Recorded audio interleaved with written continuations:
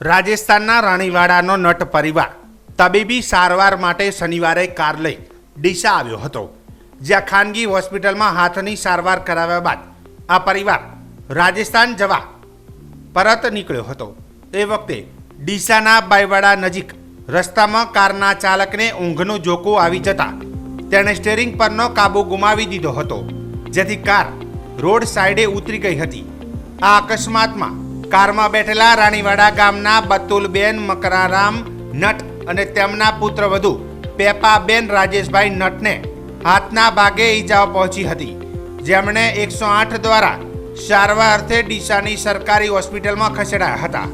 આ અંગે કાર ચાલક રાજુભાઈ મકરારામ નટે જણાવ્યું હતું કે આ અકસ્માતમાં ઈજાગ્રસ્ત સાસુ વહુને ડીસાની સરકારી હોસ્પિટલમાં પ્રાથમિક સારવાર અપાવ્યા બાદ વધુ સારવાર અર્થે ફરી એ જ ખાનગી હોસ્પિટલમાં ખસેડવાની તજવીજ હાથ ધરાઈ હતી।